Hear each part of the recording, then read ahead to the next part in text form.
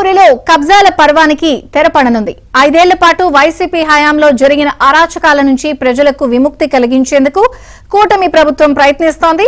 వెంకటగిరి నియోజకవర్గంలో 100 ఎకరాల భూభోగాతానికి సంబంధించిన బాధితులు ఇప్పుడిప్పుడే బయటకు వస్తున్నారు. ఆక్రమణదారులపై కఠిన చర్యలు తీసుకుంటామని ప్రజాప్రతినిధులు హామీ ఇవ్వడంతో జనం ఊపిరి పీల్చుకుంటున్నారు.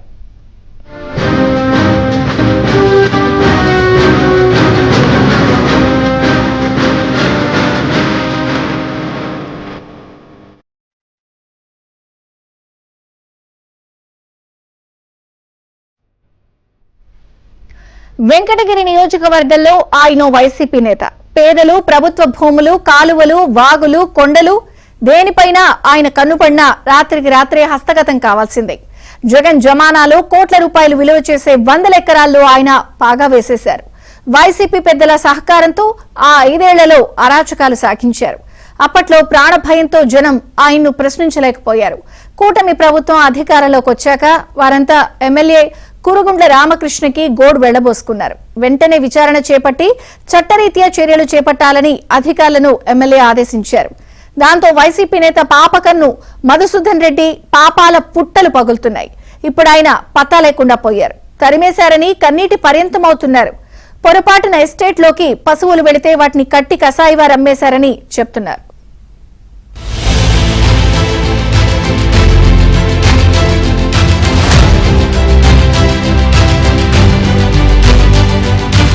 ఉమ్మడి నెల్లూరు జిల్లా వెంకటగిరి నియోజకవర్గంలో 1000 ఎకరాల ప్రభుత్వ భూములున్నాయి. జగన్ ప్రభుత్వ హయాంలో వైసీపీ నేతలు ఇష్టారీతిన ఒక్కొక్కరు 100 ఎకరాల భూములను ఆక్రమించారు.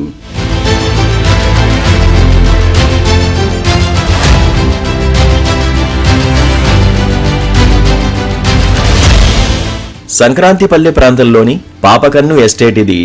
కొండవాగుని పూర్తిగా పూడ్చేసి 30 ఎకరాలు కబ్జా చేశారు. విశాలంగా ఉండే పిన్నేరు వాగుని పిల్ల కాలువలా మార్చేశారు. పిన్నేరు వాగుకి సంబంధించిన 60 ఎకరాల భూముల్ని హస్తగతం చేసుకున్నారు. అవి చాలవన్నట్టు నిరుపేదలకు చెందిన 50 ఎకరాల భూములకి చుట్టూ కంచె వేసేశారు. ఇలా సుమారు 140 ఎకరాల భూములు కబ్జాకి గురైనట్టు అధికారుల విచారణలో తేలింది. వీటి విలువ 11 కోట్లకి పైమాటే. గత 6 ఏళ్ల క్రితం ఈయన మధుసూదన్ రెడ్డి మాకు నాయనపల్లికి సంబంధించి సర్వే నెంబరు 1లో 70 ఎకరాలు ఉండేది పిన్నేరు వాగు.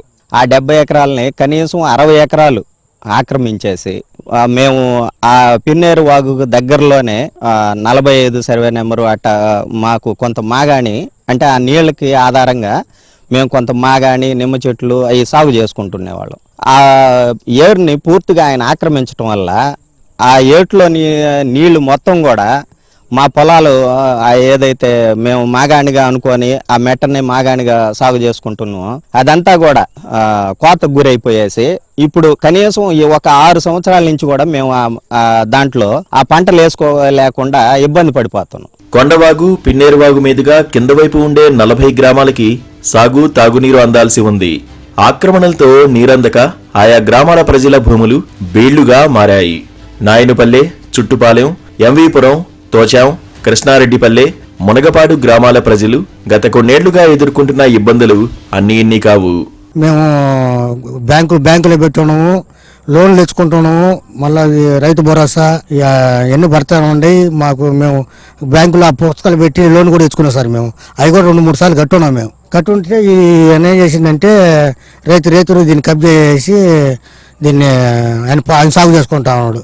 సాగు చేసుకుంటే ఆయన అడిగే ధైర్యం లేక భయం వేసిపోయి మాకు మేము ఆయన అడగలేక గమ్ముగా అయిపోయినాం సార్. మేము ఇప్పుడు ఈ ప్రభుత్వం స్థాయికి మాకు న్యాయం జరగద్దని మేము ముందుకు వచ్చి ఎస్ఐ సార్ని వాళ్ళందరికీ అర్జీలు ఇచ్చి మేము అధికారులకు అడిగినాం సార్. అధికారులు స్పందిస్తేనే వాళ్ళు వచ్చింది అక్కడికి. ముంపు గ్రామమైన తనచర్లకు చెందిన బీసీ, ఎస్సీ, ఎస్టీ ప్రజలకి గతంలో 136 ఎకరాల భూ పంపిణీ జరిగింది. కాంగ్రెస్ ప్రభుత్వ హయాంలో మంత్రి ఆనం రామనారాయణ రెడ్డి సహకారంతో స్థానిక దివంగత నేత చెన్ను బాలకృష్ణారెడ్డి ఈ భూములను వారికి ఇప్పించారు. అందులో 50 ఎకరాల భూముల్లో పాపకన్ను కంచివేశారు. పట్టాలు, పాస్ పుస్తకాలు వంటివన్నీ రైతుల పేర్ల మీదే ఉన్నాయి. ఇప్పటికీ రైతు భరోసా, రుణమాఫీ, బ్యాంకు లోన్లు వంటివన్నీ వారికే వస్తున్నాయి. అధికారికంగా పేద, నిరుపేదలు భూ హక్కుదారులు. కానీ ఆ భూముల్లోకి వెళ్లలేరు. భూముల చుట్టూ కంచెవేసి పాపకన్ను సాగు చేస్తున్నారు. తమ భూములు తమకు ఇప్పించాలని, పాపకన్నుతో తాము పోరాడలేమని బాధితులంతా ఆవేదన వ్యక్తం చేస్తున్నారు. చేపల గుంటలు చూపించేసి మాకు పక్కనే 30 ఎకరాలు వరి మాగాడు, 30-40 ఎకరాలు. దానికి కూడా పిన్నేరు వాగు నీళ్ళు అనేది అంటే మాకు ఆ వరి పెట్టుకుంటే పంటల మీదకి వచ్చేస్తున్నాం. దానివల్ల మేము బీడు పెట్టేసుకోవాల్సి వచ్చింది. ఆ వరి ఆయన అడిగితే వాళ్ళ ప్రభుత్వం ఉండేటప్పుడు ఏమైనా సార్, వాళ్ళ ప్రభుత్వం ఉండేటప్పుడు ఏం మాట్లాడినా మనం ఏం చెల్లుబాటు కాదు. అప్పటికీ మేము ఒకప్పట్లో ఎంఆర్ఓ వాళ్ళు చొరవ తీసుకొని కొంత ఎత్తిపోయగలిగినారు. అంటే డిపార్ట్మెంట్, రెవెన్యూ డిపార్ట్మెంట్ వాళ్ళు కొంత అట కట్టినాయి, మళ్ళీ యథాప్రకారం చేసేసుకుంది. ఆక్రమిత భూముల్లో పాపకన్ను చేపల చెరువులు తవ్వించారు. చేపలకి ఆహారంగా చికెన్ వేస్ట్ వంటివి వేయడంతో పాటు విపరీతమైన కెమికల్స్ వినియోగిస్తుంటారు. ఆ నీటిని దిగువకు విడుదల చేయడం వల్ల నాయనిపల్లె రైతుల భూములన్నీ పాడయ్యాయి. ఆ దుర్గంధానికి నిమ్మ తోటల్లో కూలి పనులకు కూలీలు రాని పరిస్థితి నెలకొంది.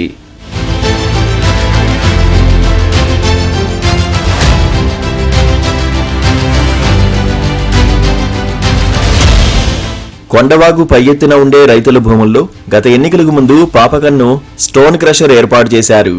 మళ్లీ వైసీపీ అధికారంలోకి వస్తుందని కొండని మాయం చేయాలని మాస్టర్ ప్లాన్ వేశారు. కూటమి ప్రభుత్వం అధికారంలోకి రావడంతో పాపకన్ను పప్పులొడకలేదు.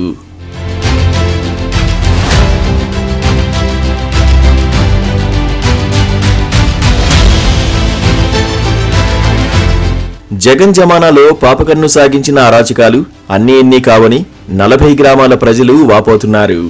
ఇదేమిటని ఎవరైనా ప్రశ్నిస్తే మీకు దిక్కున్న కాడ చెప్పుకోండి అంటూ బెదిరించేవారని ఆవేదన వ్యక్తం చేస్తున్నారు. తమ భూములు ఆక్రమించుకుని తామందరినీ తరిమేశారని కన్నీటి పర్యంతమవుతున్నారు. పొరపాటున ఎస్టేట్లోకి పశువులు వెళ్తే వాటిని కట్టేసి కసాయి వారికి అమ్మేసేవారని చెబుతున్నారు. ఎమ్మెల్యే కురుగుండ్ల రామకృష్ణ సూచనలతో అధికార యంత్రాంగం పాపకన్ను ఎస్టేట్లో వాలిపోయింది. శరవేగంగా ఆక్రమణల తొలగింపు కొనసాగుతోంది. ఆ భూముల్ని మళ్లీ అర్హులైన పేద నిరుపేదలకు అప్పగించేందుకు చర్యలు సాగుతున్నాయి. ఈ పరిపాలనలో ఒకటే చంద్రబాబు నాయుడు కూడా ఇప్పుడు జీవో కూడా ఇచ్చాడు. భూగ్రాఫింగ్ అనే పేరు కూడా ఒకటి ఇచ్చి జీవో ఇచ్చి అదిగానే పెడితే నాన్ బెయిలబుల్ సెక్షన్, అందుకనే పోలీస్ అధికారులు కూడా చెప్పి నాన్ బెయిలబుల్ సెక్షన్ పెట్టి ఇలాంటి వాళ్ళని లోపలికి పంపిస్తే తప్పగా ఇంకొకరు భయపడరు. మరి ధైర్యంగా ఇంకా చాలా ఉన్నాయి, అవి కూడా అన్ని కూడా స్టార్ట్ చేస్తాం. ఎవరైతే ఆక్రమించుకున్నారో అవన్నీ కూడా ప్రక్షాళన చేసి పార్టీలకు అతీతంగా ఈ రాపూర్ మండలం నుంచి స్టార్ట్ అయింది. పాపకన్ను ఆగడాలకి బ్రేక్ పడి తమ భూములు తిరిగి తమకు రాబోతున్న తరుణంలో 40 గ్రామాల ప్రజలు ఆనందం వ్యక్తం చేస్తున్నారు.